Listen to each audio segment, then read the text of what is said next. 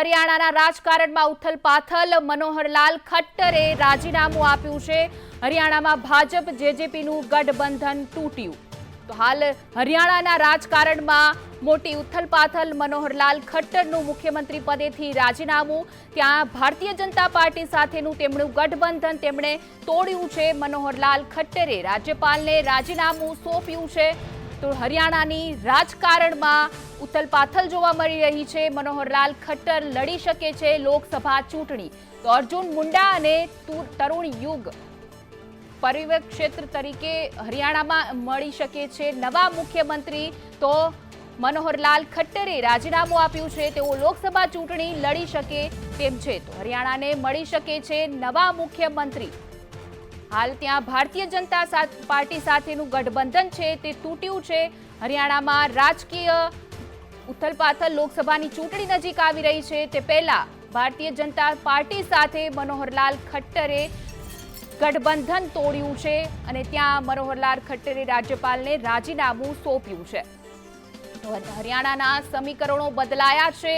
મનોહરલાલ ખટ્ટર લડી શકે છે લોકસભા ચૂંટણી। વધુ વિગતો સાથે અમારા આઉટપુટ હેડ મનીષ પુરોહિત જોડાઈ ગયા છે। જી મનીષ, હરિયાણાના રાજકારણમાં ઉથલપાથલ જોવા મળી રહી છે। મનોહરલાલ ખટ્ટરે રાજીનામું આપ્યું છે, શું છે વિગતો?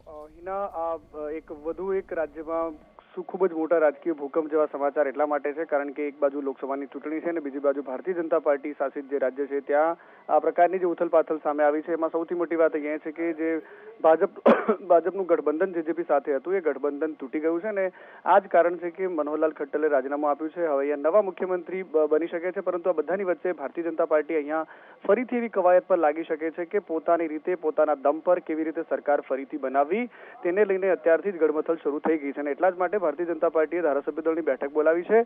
આ તમામ જે માહિતી મળી રહી છે બધાની વચ્ચે કેન્દ્રીય નેતૃત્વ પણ ખાસ કરીને હરિયાણાના જે પ્રદેશ અધ્યક્ષ છે ભારતીય જનતા પાર્ટીના અને એ તમામ જે નેતાઓ છે મનોહરલાલ ખટ્ટર સહિતના તમામ નેતાઓ છે એમની સાથે સીધી રીતે સંપર્કમાં છે।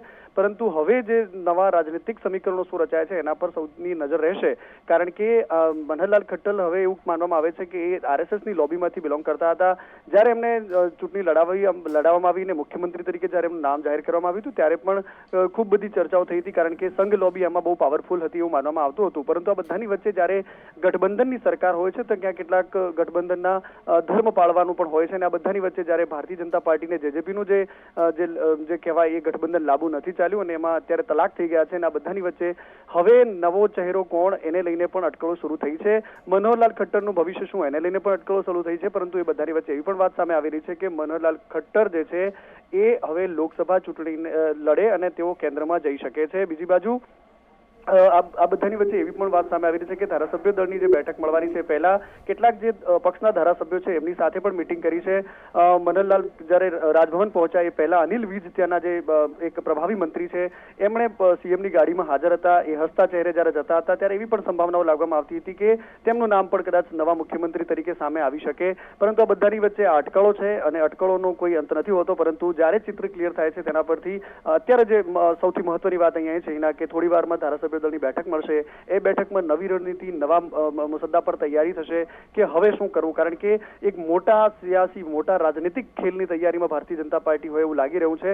કારણ કે જે એક પછી એક રાજ્યોમાં આપણે જોયું છે કે જેવી રીતે સરકારો પડે છે અને ત્યારબાદ નવી સરકારોની જે ગઠબંધનની વાત હોય ત્યારે અત્યાર સુધીમાં જે થતું હતું એ વિપક્ષી દળોની સરકાર હતી, પરંતુ પહેલીવાર એવું થયું છે કે ભારતીય જનતા પાર્ટીની જે શાસિત સરકાર હતી એ ગઠબંધનથી જોડાયેલી સરકાર હતી ત્યાં આ પ્રકારનો ખેલ સામે આવ્યો છે। તો હવે ભારતીય જનતા પાર્ટીની નજર શું છે, કારણ કે અહીંયા ભાજપનો હાથ મોટો છે, ભાજપનો હાથ ઉપર છે, જેજેપીના એટલા પ્રભાવી ધારાસભ્યો નથી, પરંતુ તેમ છતાં 10 ધારાસભ્યો આખી જે હરિયાણાની જે રાજનીતિ છે એમાં છે અને આઈએલડીનો એક ધારાસભ્ય છે, પરંતુ આ બધાની વચ્ચે હવે ભારતીય જનતા પાર્ટીની નજર એના પર રહેશે કે કેવી રીતે ધારાસભ્યો અપક્ષના જે 7 ધારાસભ્યો છે, જેજેપીના જે 10 ધારાસભ્યો છે અને આઈએલડીનો એક ધારાસભ્ય છે એમાંથી કેટલા ધારાસભ્યો પોતાની સાથે લઈને ફરીથી પોતાના મુખ્યમંત્રી સાથે સરકારની ગઠબંધન કરે છે, નવી સરકાર બનાવે છે। હિના।